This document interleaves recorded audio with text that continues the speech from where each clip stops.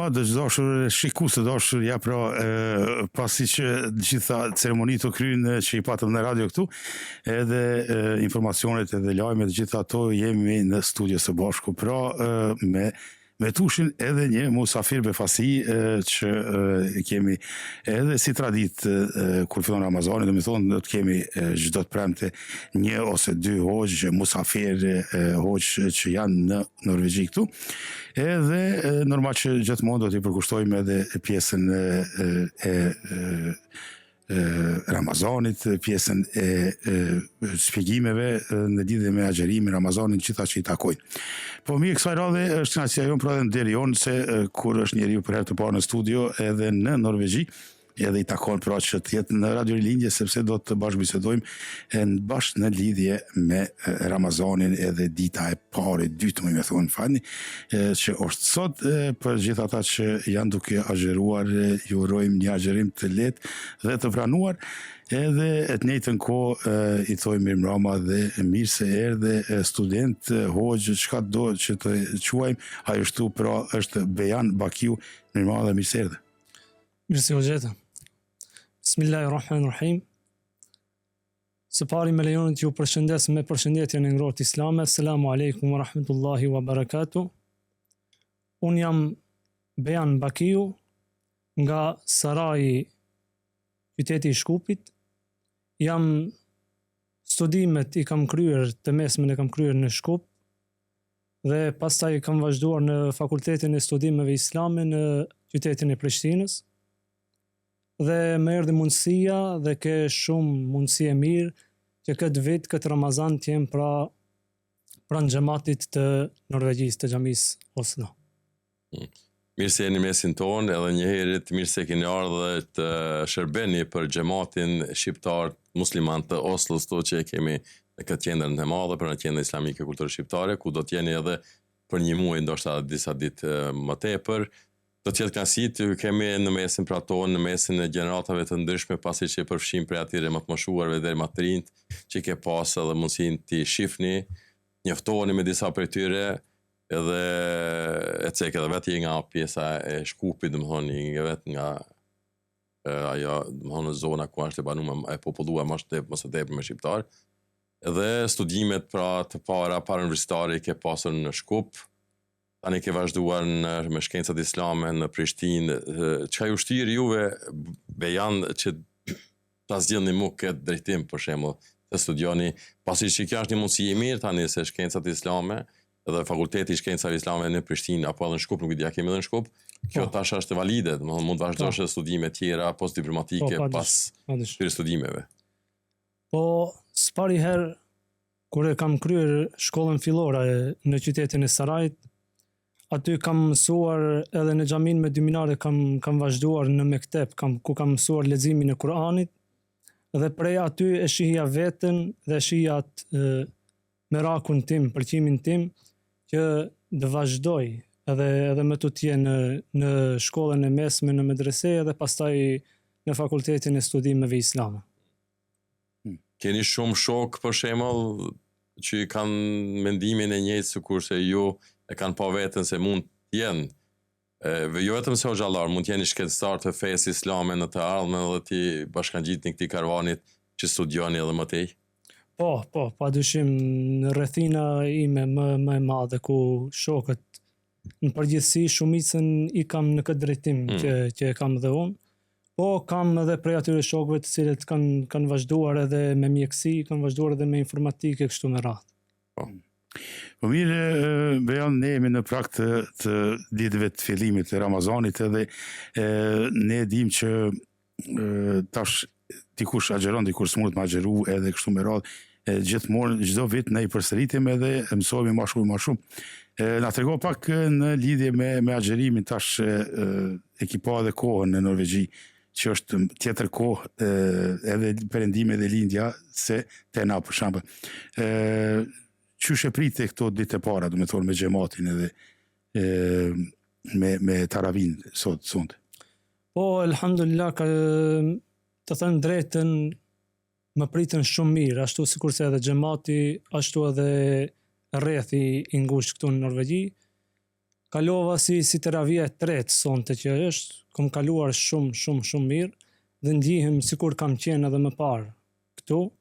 Xhamati më ka afruar shumë në rrethin e tij dhe qyteti i Norvegjisë paka shumë këto 2-3 ditë që kam dalë, më duket interesant, më duket një qytet që nuk e kam parë, sepse është hera e parë që vi këtu në këtë qytet dhe më duket qytet interesant dhe shumë i mirë. Sa i përket klimës, apo të pëlqen kjo klimë, dashse neve qytetet, ndoshta kjo kryeqyteti i Norvegjisë, sa do pak është ndoshta me rregulluar, jenë më në qendër, ajo është më e rëndësishme, ta cekim për gjithë se kjo qendër islamike, kulturë shqiptare është në qendër të Oslos, dhe ka shumë pak borë, ndoshta nuk kemi shumë borë, sikurse ku vi unë 5 kilometra më larg nga qyteti Dokës, si thuti ke shku me një hapësirë malore, alpike, ku vetëm se skijat, të rishin skijat gjatë gjithë kësaj sezone tani. Po, klima normal është më e ftohtë se sa te ne, sepse i kam edhe prindun në Itali, atje klima është shumë më e ngrohtë. Por nuk e kam pasur problem këto 2-3 ditë, jam mësuar shumë shpejt me këtë klimë që posedon. Po themi hoq, pasi që tash edhe në praktik, të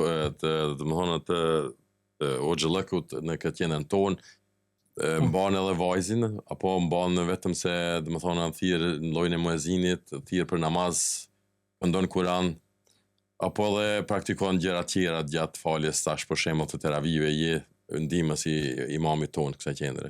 Po, këtu në qendrën islame të kësaj xhamie, kam ardhur si ndihmës imam dhe po ashtu me hoxhën e nderuar këtu që është në këtë qendër, kemi rënë dakord që teravijat t'i falim së bashku, po ashtu edhe ligjëratat t'i mbajmë një natë unë dhe një natë hoxha i nderuar dhe kështu me radhë, po. A mundesh na tregosh tash pasi që je i ri vet, edhe sheh një grup goxha të ri shqiptarësh i vinë këtu musliman për taravin, po ashtu edhe për të falë vaktet e namazeve gjatë kohrave, por sa i përket tash në atë aspektin e vendlinjës për ku vjen, edhe brellja jote nga Shkupi në Prishtinë, ndoshta ka qenë në Itali që tek prindët e juve, edhe këtu në Norvegji, shet një dallim tek rinia dhe sa është më sfiduese për shembull tash më në muajin e Ramazanit.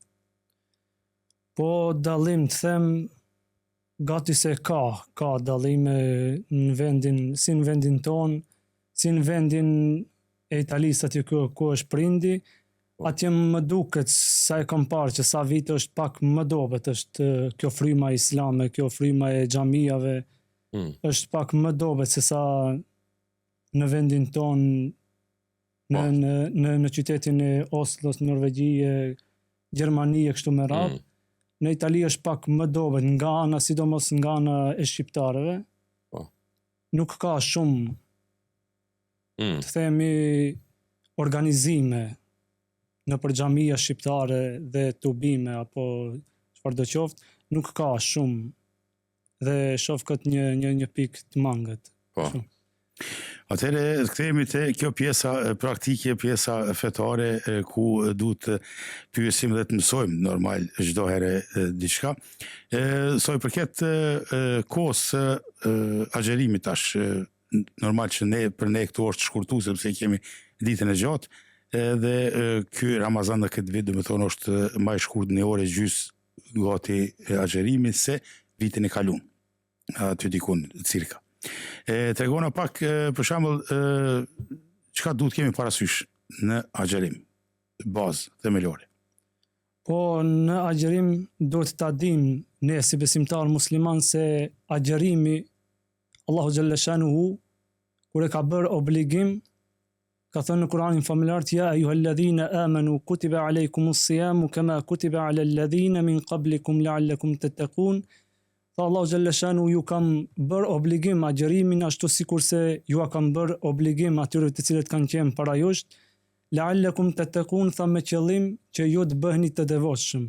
Pra me agjerimin Allahu xhalla shanu tha që ne të bëhemi të devotshëm dhe ka për qëllim se agjerimi nuk është vetëm të ndash nga buka apo pija, por agjerim do të thotë që t'jesh me takva në zemër, me devotshmëri, ashtu që ta ndjesh atë kënaqësinë, atë pendimin që do të pendohesh tek Allahu xhalla shanuhu dhe rahmetin e Allahu xhalla shanuhu. Se padyshim pejgamberi alayhis salam thotë se agjërimi besimtarin e mbron nga zjarri i xhehenemit, e mbron nga shejtani i mallkuar, e mbron nga punët e këqija.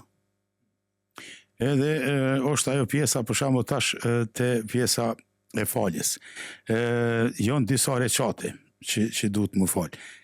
Sa recate jon edhe sa mundet njeri për shembull me ndërpresë, ka dikush nuk i bën krejt. Po flet për namazin e teravis. Po, për teravi po. Po, namazi i teravis normal është një namaz vullnetar dhe është i veçantë në muajin e bekuar të Ramazanit, por namazi i teravis padyshim ata cilët janë me nevoja, ata cilët vinë për të falur dhe nuk e di se çfarë kanë nevojat e tyre, por namazi i teravis në kohën e pejgamberit alayhis salam është falur 4 rekat, 8 rekat, 12, 20 e kështu me radhë, pra në përgjithësi është përbëhet prej 20 rekatësh namazi i teravis, por në qoftë se besimtari i fal 8 rekat, kjo nuk prish asnjë punë. Do të thonë mundet edhe 8, mundet edhe 20. Po, padyshim, 12, a mundet 4? Sipas nevojës besimtarit. Edhe 4 mundet edhe 4 dhe pastaj nevoja e tij. Normal, si mbas nevoje. Po. Ajo është mirë. Po, nuk prish Po, punë. nga pyetjet praktike, neve nuk jemi, domethënë, gjithmonë të organizuar në atë aspektin se ne dim vetëm se Allahu është perfekt. Ne jemi gabimtar. Cilat do të jenë ato gabimet që ne i bëjmë gjatë agjerimit, gjatë këtij muaji? Edhe cilat janë ato që mund ta dobësojmë ndoshta? E bëjmë mirë, jo është gabim, po e dobëson edhe pak agjerimin. Po, ashtu sikurse edhe na ka tërhekur vërejtjen pejgamberi alayhis salam, ku tha se nëse ndonjëri tha prej jush ndoshta nuk do të marr asgjë nga agjerimi juaj përveç urizë dhe etjes. Këtu pejgamberi alayhis salam tha sepse nëse një besimtar agjeron vetëm për ta mbajtur stomakun bosh dhe për t'ju larguar pijes, atëherë e ka të kot nëse gjuha e tij përgojon, nëse gjuha e tij përsëri mirret me gibet, nëse sytë e tij përsëri shohin gjëra të ndaluara, apo nëse zemra e tij pra ndjen akoma zili dhe inate. Kjo, tha pejgamberi alayhis salam, Allahu xhalla shanuhu tha nuk ka nevojë për që ky njeri pra ta lerë bukën dhe ujin. Pra, qëllimi kryesor i agjerimit është që ne ta agjerojmë me trupin ton, me mendjen ton, me zemrën ton dhe me gjithçka që posedojmë. Ashtu që edhe agjerimi jon pra të jetë sa më perfekt dhe sa më i pranuar tek Allahu xhalla shanuhu. Ne kemi edhe gjithmonë nevojë një pyetje faktikisht çdo Ramazan, edhe çdo hoxhës ose praktikant ose ndihmësit. Ne e dim që ka njerëz për shembull që vetëm agjerojnë, domethënë mojnë dietë pa asnjë praktik tjetër. Sa është kjo për shembull e pranueshme që njeriu për shembull të rinë me agjerim ato ditë të Ramazanit, mirë po mos të merr pjesë në asnjë aktivitet. Kjo nuk ka të bëj, sepse shiko, agjerimi është një obligim në vete. Agjerimi, sidomos pejgamberi alayhis salam dhe dietarët e shumë kanë thënë se agjerimi është një adhurim i fshehtë mes robit dhe Allahu xhalla shanu. Dhe kjo nuk e pengon. Nëse ky besimtar nuk bën namaz, apo nëse nuk bën aktivitetet e tjera, por vetëm agjeron, se e ka ndjerë që të agjeron, kjo pra nuk themi se nuk duhet që të agjeron, sepse agjerimi është një adhurim tjetër, namazi është adhurim tjetër, dhe shpresojmë që me anë të këtij adhurimi, të agjerimit, Allahu xhalla shanu ta udhëzon dhe të vazhdon edhe me aktivitete tjera. Përsa jemi tek pyetjet praktike, neve kur agjerojmë edhe bëjmë niyet, domthonë tash sa është e rëndësishme niyeti sepse mund ta harrojmë ndoshta. edhe për hyrje në agjerim edhe pastaj për dalje nga agjerimi në iftar. Niyeti tek agjerimi, niyeti nuk lun rol shumë, sepse ne në momentin që zgjohemi për syfyr, pra atëherë veç se e dim se për çka jemi zgjuar. Dhe në qoftë se harrojmë që ta bëjmë niyet, vet ai zgjimi në syfyr, pra është vet niyeti që e bën të vlefshëm edhe agjerimin gjatë ditës. Po ashtu njësoj edhe gjatë darkës ti, në momentin që ulesh në iftar, kjo tregon se ti ke agjeruar dhe tash ka ardhur koha për ta prishur, për ta... Për shtaten edhe këshillat e hoxhallarëve, sigurisht të mjekëve, kur kemi për shembull edhe persona me sëmundje kronike, sigurisht është diabeti 2, apo edhe sëmundje tjera, për shembull, që mund ta pengojnë ose mund ta dobësojnë më tepër organizmin e një personi, por ai që bindja e tij dhe mendja e tij na thot edhe mendon se mund ta agjeroj, duke dinë se ai ka për shembull, ne thojmë gjithë nga Maqedonia lush i pim ato hapat me shem, domthonë bana që do t'i marrë çdo gjashor. E tash për momentin kemi diku agjerim 2 motorë gjins. A du të konsultohen këto paraprakisht me mjekët edhe të marrin këshillat e duhura që mos t'i bëjnë dëm më tepër organizmit. Padyshim, kjo duhet kontrollohet, secili që ka atë problemin e vet, duhet kontrollohet nga mjeku i tij dhe ta shikon gjendjen e tij, sepse në qoftë se gjendja e tij përkeqësohet gjatë agjerimit, atëherë ai nuk ka arritur ndonjë gjë të madhe, por sepse Allahu xhaleshanu nuk i do ata cilët nuk e ngarkon asnjë njeri, asnjë besimtar më shumë se sa duhet. Andaj duhet që të merr leje nga mjeku se me të vërtetë është i smur nga ai problem dhe padyshim e paguan këtë 30 ditëshin e agjerimit dhe nuk ka kurfar problem që të mos agjeron. Sa e përket tash neve dim si në diasporë ceke vetë në qendrat e mëdha fetare që i kemi në Zvicër, Gjermani, po tash edhe në këto shtetet nordike, në Norvegji na kemi gati 8 xhami në këtë Norvegjin këtu, 2 kemi vetëm se këtu në Oslo, edhe praktikimi, domthonë i namazit po ashtu edhe fesë është më në nivel se sa më herët edhe nga të rinjt. Çfarë mesazhe do të jepni ju në realitet për këto më të parë tash që futen në agjerim? Ana arrit në atë moshën e caktuar dhe është mirë ndoshta ta dim se kur është mosha e caktuar për të filluar agjerimin. Edhe çfarë mesazhe do të kishin më të mira për ata fillestar, për ata që kanë filluar për herë të parë të agjerojnë.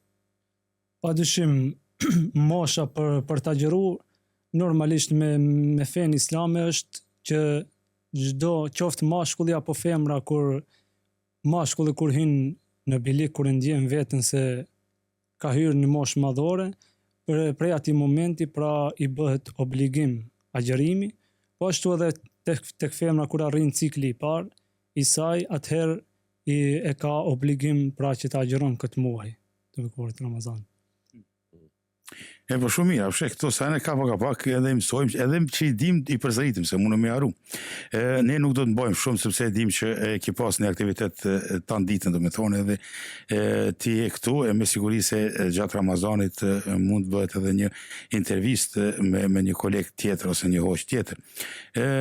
Sa i përket një mesazh kështu prej bejanit për njerëzit që e kanë bo njetin, për shembull, dhe nuk dojnë me bo një tjetër njet gjatë muajit Ramazanit. A mundet ai me bo atë?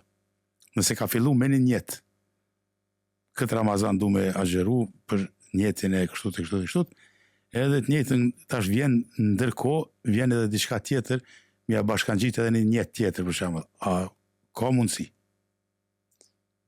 Shikon, gjatë agjerimit njeriu është i lirë dhe mund të bëj shumë aktivitetet ndryshme tjera, apo obligime, apo ibadete çfarë do qofshin, dhe nuk ka asnjë problem që të bëj niyet dhe që ta bëj edhe një vepër tjetër, edhe në qoftë se është duke agjeruar. Kjo nuk prish.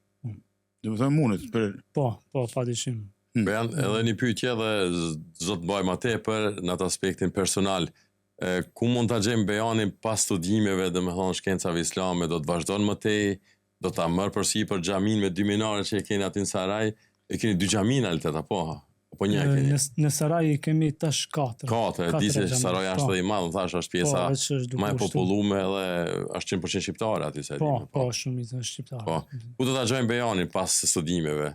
Po inshallah pas studimeve unë sipas planeve të mia dëshiroj që kur ta kryj këtë 4 vjeçar në fakultetin e Prishtinës, dua që të shkoj dhe ta studioj gjuhën arabe pikë së pari, qoftë në Egjipt apo qoftë në tokat arabe, dhe më pasaj të vazhdoj me magjistraturën, doktoraturën dhe inshallah me lejen e Allahut, pra të vendosem në ndonjë xhami dhe të shërbej popullit, xhamatit aty ku do të jem.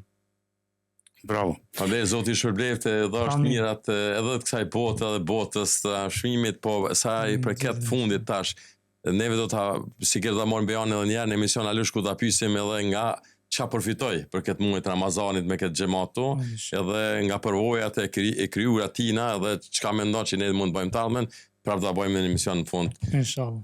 Zoti ju dhash të shëndet edhe të mira, të kalofshi si më mirë, agjerim të lehtë, të pranuar. Allah ju shpërbleft. Amin, inshallah, faleminderit. Kaq të mirë. Faleminderit.